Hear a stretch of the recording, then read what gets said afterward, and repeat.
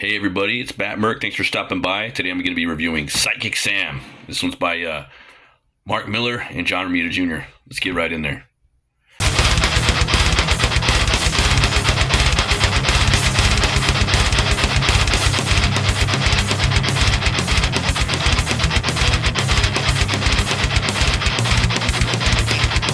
Yeah, man, this was a Kickstarter campaign I backed. It was a pretty reasonable price too. It's first, I think it's the first Kickstarter that Mark Millar did, or Mark Millar was that he did. It's a new label he has, Side Hustle Comics. He has a couple of different, companies, but this is one that he's just kind of doing. I think, on the side where he's just basically crowdfunding them.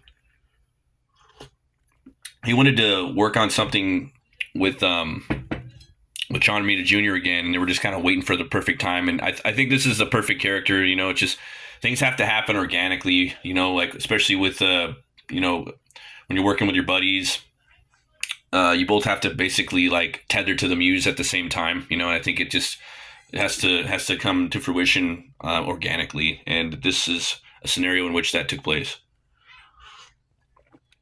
Sorry, guys, drinking my coffee. But yeah, I just breeze right through it.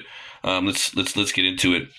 So basically, Psychic Sam, he has these visions of murders that take place an hour before they happen, and he keeps seeing these visions over and over, and he tries to figure out, why is this happening to me, and am I going to keep letting these murders take place? So let's take a look. So you got awesome artwork right here, pencils by John Romita Jr. I feel like his pencils are a little different now. Like there's a little less line work in it. You got inks by legendary Klaus Johnson. You also have colors by Bill Crabtree. He's huge too. Letters by Clem Robbins, and then you have Melina McCulloch, and editorial is Sarah Unwin. So this is the first printing. This is the one from the Kickstarter. And I will say, man, on the Kickstarter, they had this like old school, like black and white Sword and Sorcery. Savage Sword of Conan style comic version of this that I really wanted, but I just couldn't get it at the time. I have to pick it up on the black market later.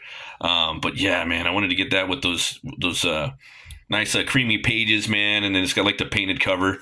It's really something special. They're going to be doing it next time though. But it starts out right here. What are you cooking in the microwave, Jamie? His name is Jamie Clayton. He's 23 years old. He lives with his parents in North Hollywood, Los Angeles.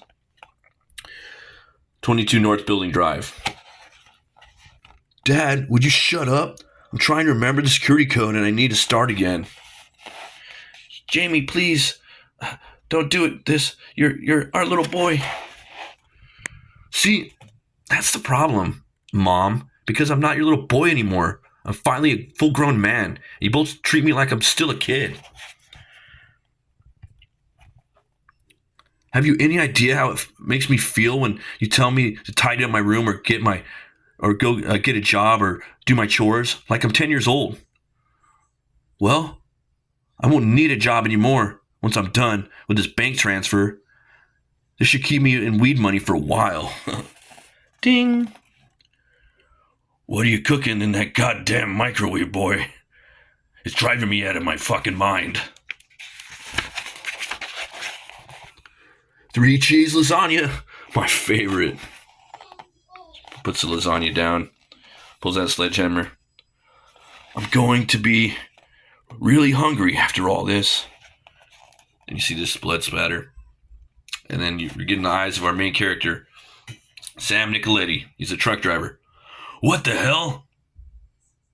Yeah, and it's funny. I actually live in LA in California, and what I like about this book is I know a lot of the places he goes to, and I've been there.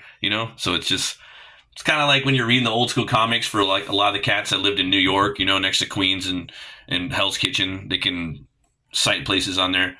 That's always fun. Love this this accident scene right here on the road. Romita Jr., J.R. did such a good job with that. And they have the pencils in the back to like back it up. Yeah. Seems like he really held back like on a lot of the line work that he normally does. But I think it looks great, just a little more tame But I guess he's been doing that a little bit more lately over the past few years.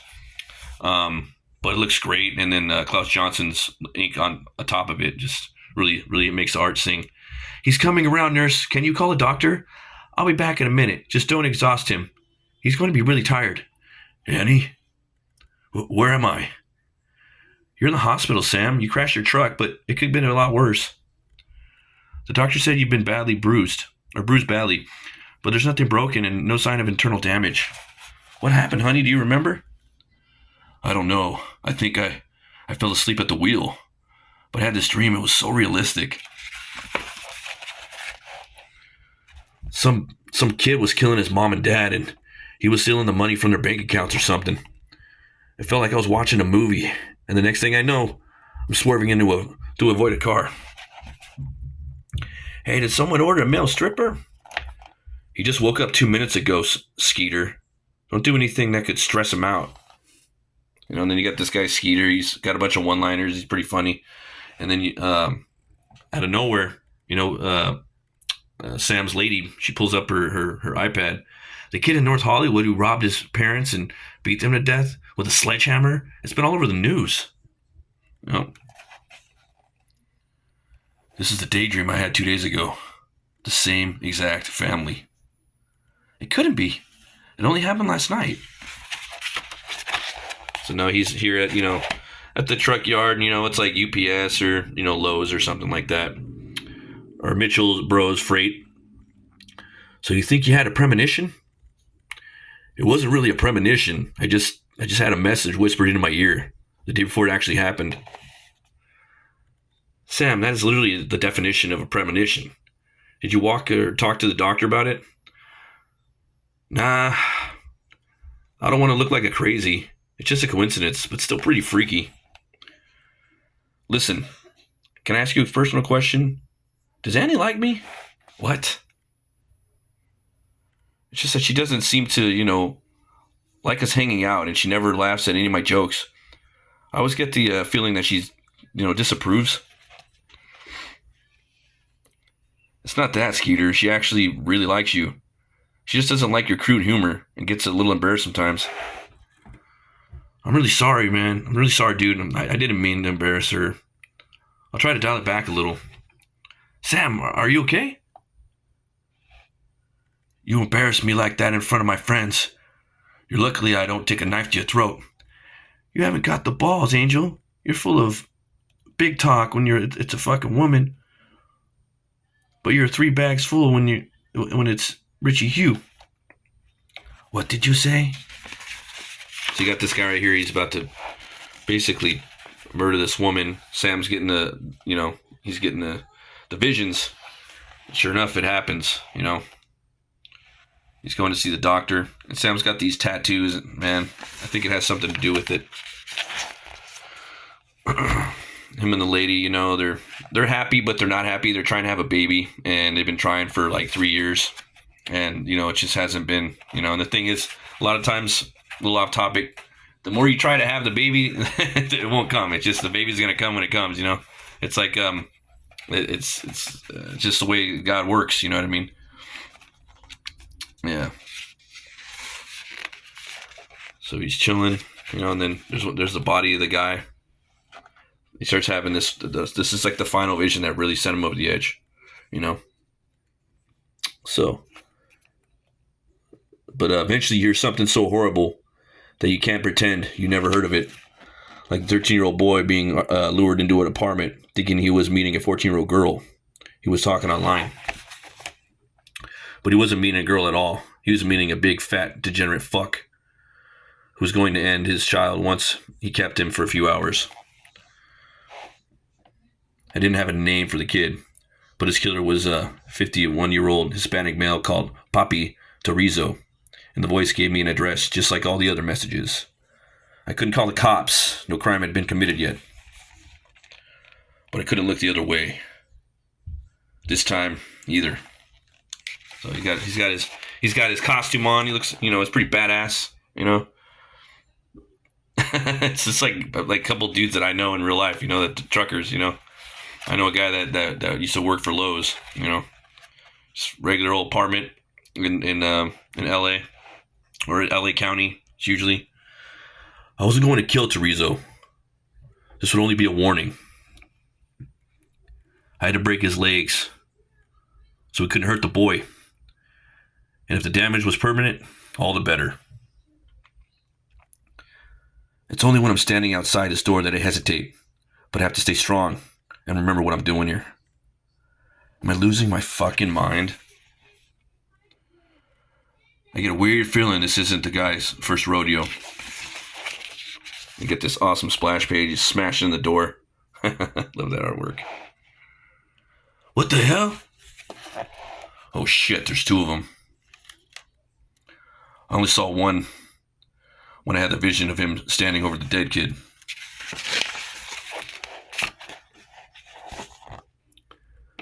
Need to go hard. Can't hold back. So he hits him in the gut right there.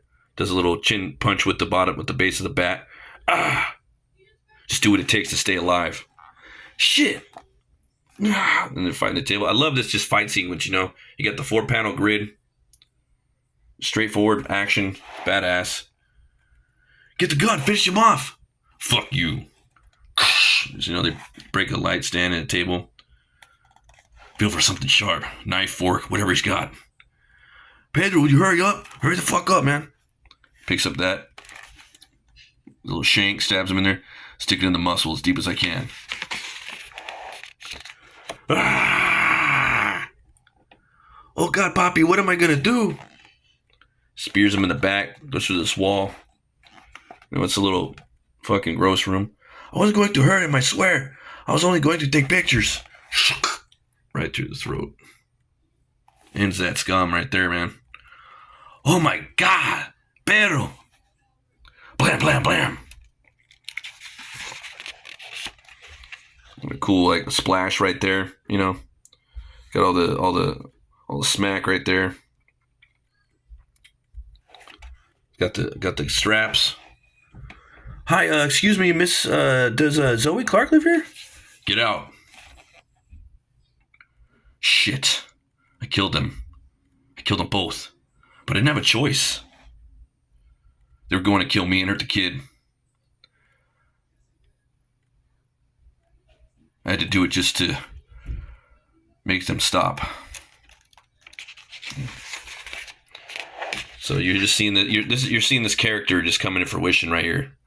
Best thing about a bad neighborhood is that nobody calls the cops, even when they hear gunshots. You know, no, that's 100% accurate. They do not come, you know. And if the cops know that something's been taken care of, let's say like security guards or something have been there and they've taken care of it. Let's say the cops know them, they're going to just say, all right, you got it. Oh, okay, cool. All right, see you later, bye. And they're going to drive off. The reality is there's like 4 to 6 million people in LA County, you know, and there's like maybe like, I don't know, 200,000 cops. So you can kind of do the math, you know, there's not really, they're like, yeah, kind of outnumbered. But what a goddamn arsenal they've got. What the hell were they involved in? I fill a bag with as much as I can and carry it out while I still can. Adrenaline kicks in and I heave up everything I had in my guts. But the boy's alive and that's all that matters. I do what I came to do. So you know, Mitchell's Freight Bros. That's, hey man, you sleep in? Right through the alarm, Skeeter. We didn't even go to bed till 2 a.m. So I'm gonna leave it right there. So you guys can kind of see what's going on with the story. It's just gonna get bigger and bigger.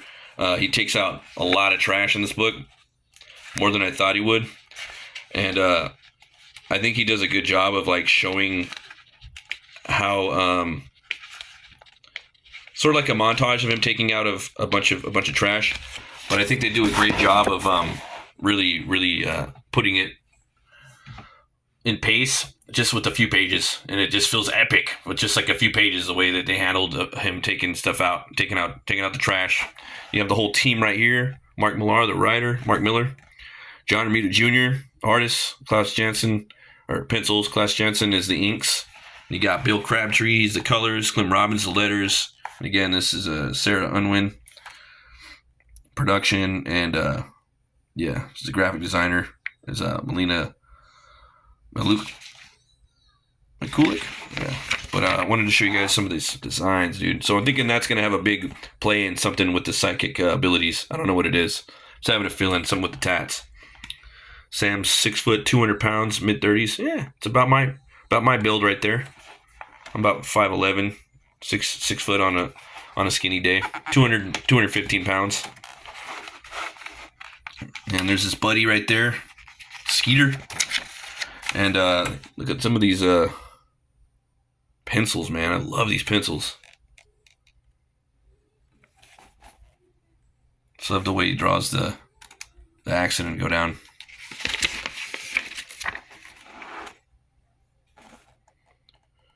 Again, he's not using a lot of lines like he used to use. He's switching up a little bit, going a little less, And I think less is more sometimes, Me, I use a lot of lines personally, but man, like you look at like what Frank Miller was doing with Sin City. Oh my God, it's crazy.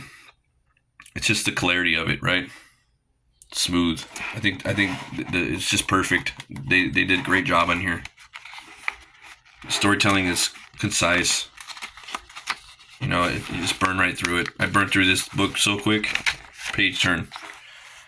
You got the action sequences right here. It's excellent. So, and then you got Psychic Sam. It's coming next month, guys. 2. It's going to be the allegedly the 19th through the 21st. We'll see though. Shit happens. It might get pushed up or pushed back a little bit. But I'm definitely gonna try to back it if I can. And if I can, I'm definitely gonna get all the series, because this book's fucking awesome. I give it 2 horns way up. And this is like for people that have been needing to fill that void of a good Punisher book, because that void's been empty for years now.